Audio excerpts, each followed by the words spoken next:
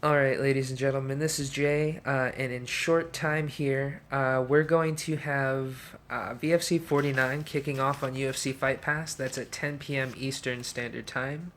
And I want to give you guys a bit of information about the main event and the co main event, so I can strongly encourage you guys to, if you don't already have Fight Pass, get it and watch this fight. Um, so, first, let's cover the co main event. The co main event, we've got Andrews Nakahara versus Maki Pitolo.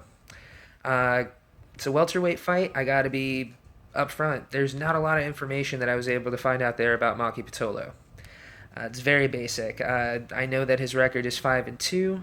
I know he's got one win by knockout or TKO, two by submission, two by decision. He's got one loss by KO, and one loss by submission. Of the fights that I was able to find of his, he's got good boxing, solid head movement. He is willing to stand and trade. He's got basic guard work, but good control on top. He will sit in certain positions on the ground, but that's because he has really sharp ground and pound. Very good elbows, just makes really good use of his time and control on top. Uh, but that's only in a couple fights that I was able to find. There's not very much information that I found on this man. So he's kind of a wild card. I'll be interested to see how he holds up against his opponent, Andrews Nakahara, who is one of the Black Zillions, one of their welterweights, one of three that are fighting in VFC, one of two on this actual card.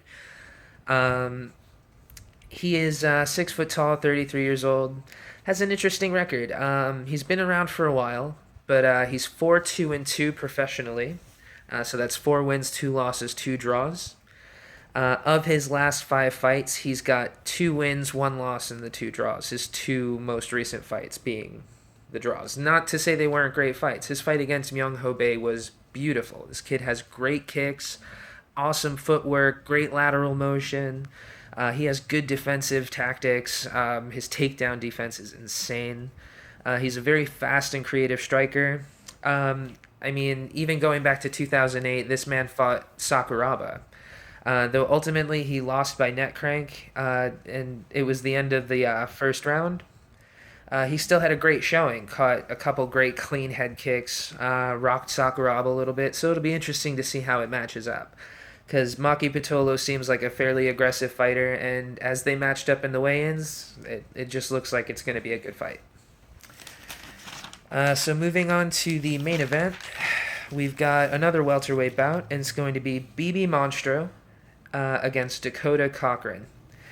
I apologize, no disrespect to BB Monstro. I just don't want to potentially butcher your name. Okay, so these guys are practically built the same. Same muscular structure. Dakota Cochran's just a little bit smaller. Um, but they both generally come out with a lot of the same things. They're both kind of flat footed, not too much lateral movement, basic striking patterns, good in and out. BB Monstro has a little bit better of a head movement, slightly cleaner boxing. From what I've seen in their fights, it's interesting. It'd also be good to note BB Monstro is another Black Zillion who's Ultimate Fighter alumni. Um, so let's see here. There's a bit of a disparity. So Dakota Cochran here, he's 23-9. 7 of his 9 losses are due to submission. 6 of those were by rear naked choke. This is a very big deal because BB Monstro is a judo and Brazilian Jiu Jitsu black belt. So this could create a very big problem for Dakota Cochran. But another thing worth noting is Dakota Cochran does come out aggressively. Don't get me wrong, he does have the potential of being backed up. I've seen it happen in his fights before. Um, and he goes straight back, no lateral motion too often. He does throw very hard. He has respectable knockout power.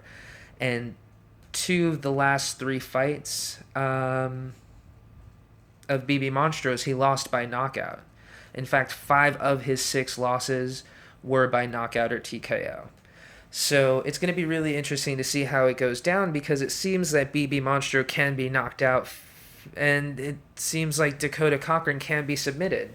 So we'll see if the knockout artist is going to be able to take out the jiu-jitsu black belt before he catches him on the ground. So that's all the information I got. Like I said, short time till the fight. If you're not already watching it, if you're not already a member of UFC Fight Pass, I really suggest you go and get it now. You got to see some of these VFC fights. They're great. So again, I'm Jay. I hope any of this information was useful to you. Watch the fights.